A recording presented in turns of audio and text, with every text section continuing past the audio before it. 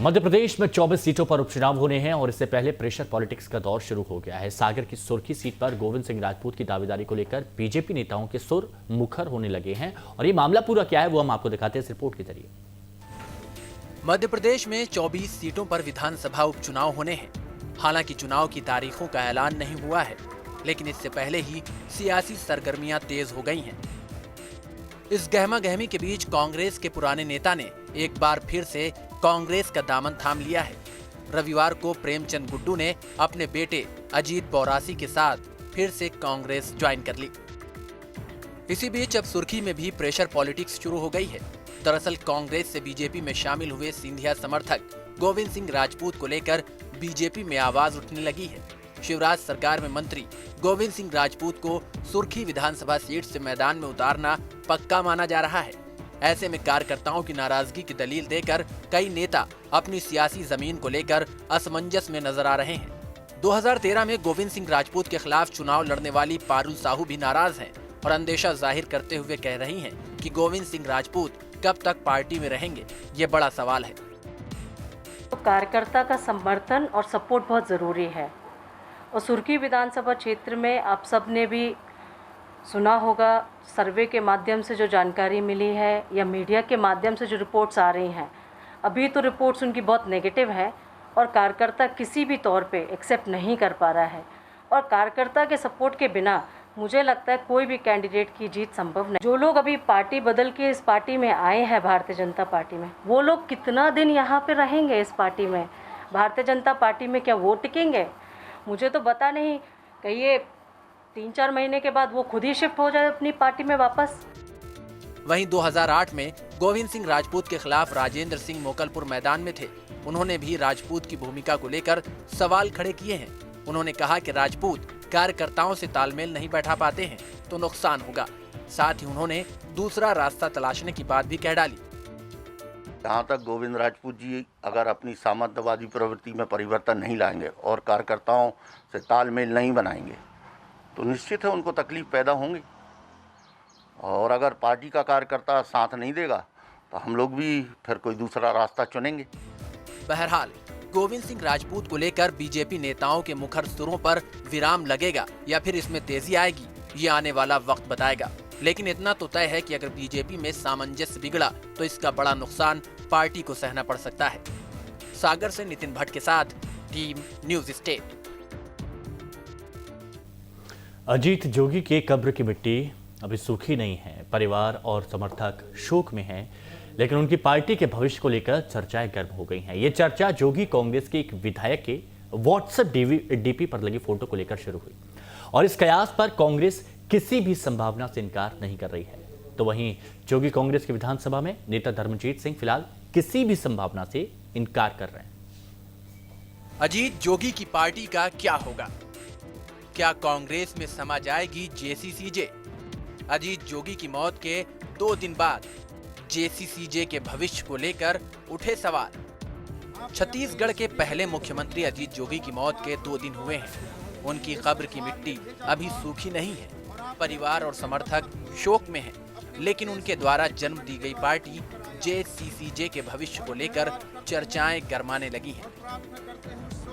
सूत्रों का कहना है कि जेसीसीजे का कांग्रेस में जल्द विलय होगा। कांग्रेस में विलय की प्रक्रिया तेज हो गई है। कांग्रेस प्रदेश प्रभारी पीएल पुनिया विलय कराएंगे। जेसीसीजे के विलय के बाद मंत्रिमंडल में फेरबदल तय है। जेसीसीजे के 2 विधायक बनाए जा सकते हैं मंत्री। जेसीसीजे के विधानसभा में 4 विधायक हैं। धर्मजीत सिंह, देवव्रत सिंह, रेणु जोगी और प्रमोद शर्मा विधायक हैं। जेसीसीजे के भविष्य को लेकर जारी चर्चा को पार्टी के विधायक देवव्रत सिंह की व्हाट्सएप की डीपी पर लगे फोटो की वजह से भी हवा मिली है, जिसमें वो सोनिया गांधी और भूपेश बघेल के साथ खड़े हैं। हालांकि पार्टी के विधानसभा में नेता धर्मजीत सिंह इस चर्चा पर विराम लगा रहे हैं। उनका कहना है कि पार्टी के अंदर इस तरह की कोई चर्चा नहीं है।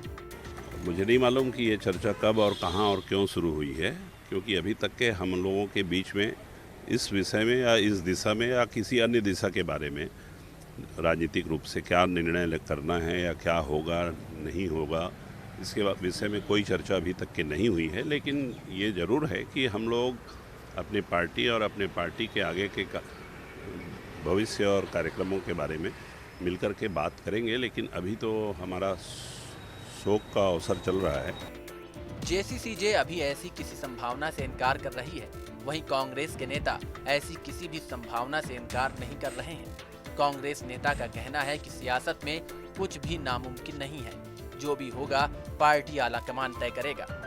कि कांग्रेस के पास 69 का बहुमत है, आवश्यकता बिल्कुल भी नहीं है, लेकिन फिर भी एक पार्टी जो कांग्रेस से ही अलग होके बनी थी, वो अगर कांग्रेस में आ भी जाएगी तो उससे कोई कांग्रेस को ना फ़ायदा होगा ना नुकसान होगा।